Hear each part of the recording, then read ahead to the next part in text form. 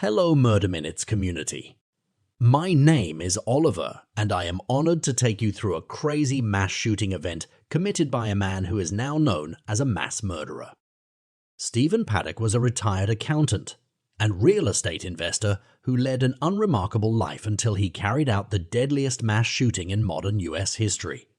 Born in 1953 in Clinton, Iowa, Paddock grew up in a middle-class family and graduated from high school in California.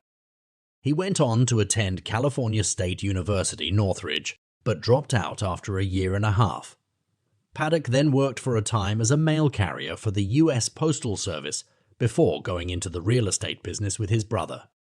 Over the years, he bought and sold a number of properties and also worked as a professional gambler. Despite his wealth, Paddock was known to be reclusive and had few friends. Before his horrific act of violence, he had no known criminal record or history of mental illness, leaving many to question what led him to commit such a heinous act. Stephen Paddock came from a middle-class family and had three brothers, Eric, Bruce, and Patrick. His father, Benjamin Paddock, was a notorious bank robber who was once on the FBI's 10 most wanted list. Benjamin was apprehended in 1960 and sentenced to 20 years in prison, but he escaped from a Texas prison in 1968 and remained at large for nearly a decade. Stephen was a teenager when his father was on the run, and it is unclear what impact this may have had on him.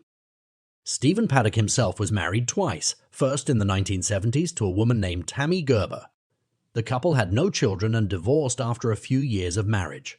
In 1985, Paddock married again, this time to a woman named Peggy Okamoto, with whom he had two children, a son and a daughter. Paddock and Okamoto later divorced, and he had reportedly not been in contact with his children for several years before the shooting. Beyond these basic details, little is publicly known about Paddock's family life, as he was known to be reclusive and had few close relationships. His brother Eric described him as a private person who kept his personal life separate from his family and who had shown no warning signs of violent behavior.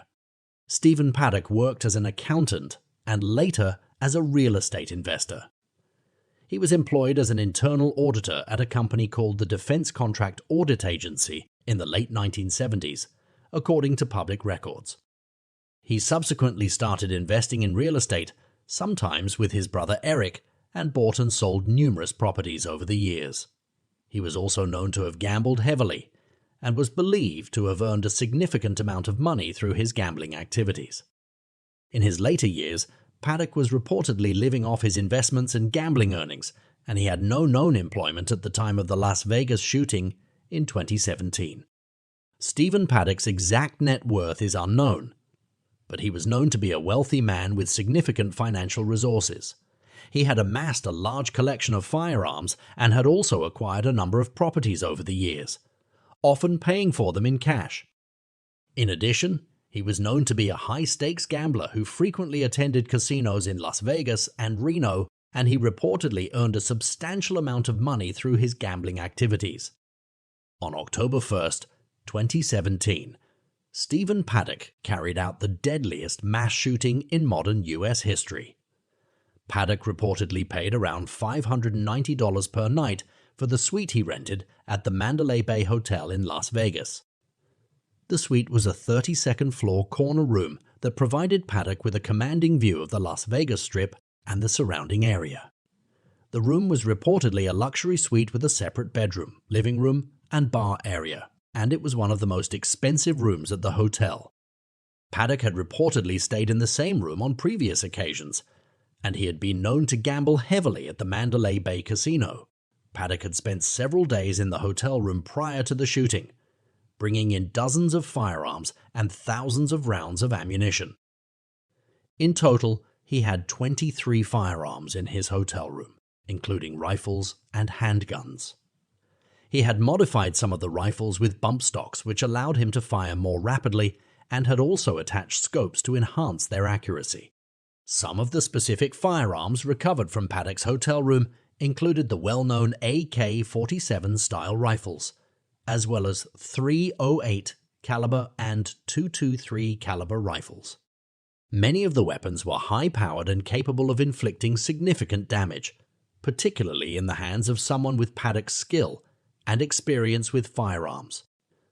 In total, Paddock had over 1,000 rounds of ammunition in his hotel room.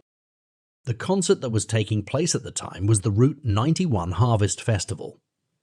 The festival was a 3-day country music event that was held annually in Las Vegas and featured performances by some of the biggest names in country music. The mass shooting carried out by Stephen Paddock began at approximately 10 p.m. local time in Las Vegas. While a crowd of approximately 22,000 people were attending the Route 91 Harvest Festival, Paddock's suite on the 32nd floor was in the perfect position of fire overlooking the festival grounds. At the start of the attack, Paddock broke 2 windows in his hotel room, most probably shooting the glass, and then began firing down onto the crowd. According to witnesses, the sound of gunfire was initially mistaken for fireworks or other pyrotechnics associated with the concert, and many people initially did not realize that they were being targeted. For many witnesses, it was too late for them, only to realize later that they were being targeted by gunfire. Others described seeing people around them falling to the ground or scrambling for cover as the shooting continued. Many people described the chaos and confusion that ensued as people attempted to flee the area or find safety amid the hail of bullets. Others reported hearing multiple rounds of gunfire and the sound of bullets whizzing past them. There were conflicting reports about whether or not anyone on stage alerted the audience to the shooting. Some witnesses reported that they heard no warning from the stage, while others reported that they heard the sound of gunshots and were warned by the performers or the stage crew to take cover or evacuate the area. There have been reports that Jason Aldean, the headlining performer at the festival, initially continued to play his set for several seconds after the shooting began, apparently unaware of the danger. However, once he realized what was happening, he quickly left the stage along with his band and crew, and the festival was immediately shut down. The shooting continued for approximately 10 minutes, during which time Paddock fired hundreds of rounds into the crowd. Concertgoers ran for cover or attempted to flee the area, while others were struck by gunfire and injured or killed. As law enforcement and emergency personnel arrived on the scene, they worked to evacuate the area and secure the perimeter around the hotel. Paddock ultimately turned one of his firearms on himself and took his own life before he could be apprehended by authorities. Paddock's horrific rampage resulted in the deaths of 60 people, including Paddock himself. Additionally, over 800 people were injured, many of them seriously.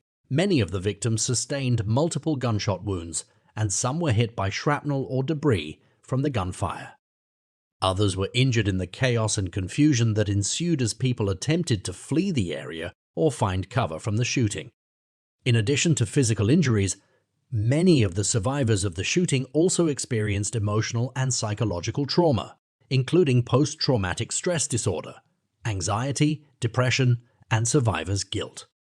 The impact of the attack on the victims and their families was profound, and many continue to struggle with the aftermath of the tragedy. Stephen Paddock's body was taken to a funeral home in Las Vegas after he died by suicide following his mass shooting on October 1, 2017. According to reports, his body was cremated and his ashes were given to his brother. It is unclear whether there was a funeral or burial service for him, as his family has kept details of his arrangements private.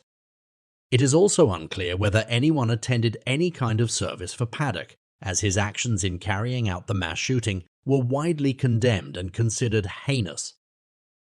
In the aftermath of the shooting, investigators conducted an extensive investigation to determine if anyone else was involved in planning or carrying out the attack. They looked into Paddock's background, his motives, and his connections to other people or organizations, but ultimately concluded that he acted alone. The investigation did lead to changes in hotel security protocols, as Paddock was able to smuggle a large cache of weapons and ammunition into his hotel room without being detected.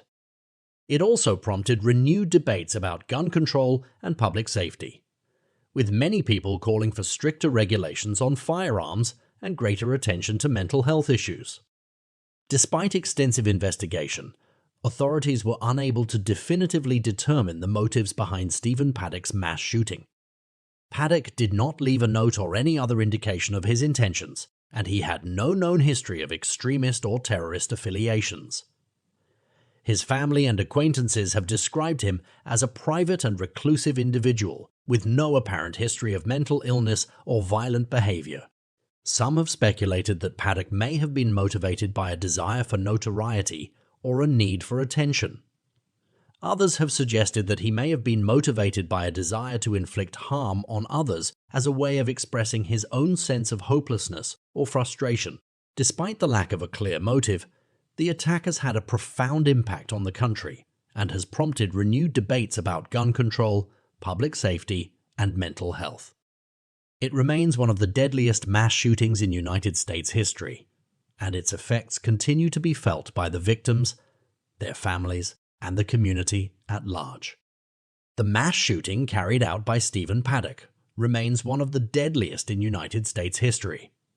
Paddock's motives for the attack remain unclear, and his death by suicide meant that no one else was charged with the murder. However, the tragedy prompted renewed debates about gun control, public safety, and mental health, and led to changes in hotel security protocols. The impact of the attack on the victims, their families, and the community at large was profound, and the tragedy serves as a reminder of the devastating consequences of gun violence. While the legacy of the shooting will continue to be felt for years to come, it is hoped that the lessons learned from this tragedy will lead to a safer and more compassionate society. That concludes our Murder Minutes episode on Stephen Paddock. Be sure to like and subscribe to the channel. If you want, I'd also like to encourage you to comment, as we love to discuss all things murder. Until next time, stay safe out there. Thanks for killing time with us. Don't forget to leave your feedback in the comments section. We would really appreciate it if you like and subscribe to the channel. Until next time, Murder Minutes out.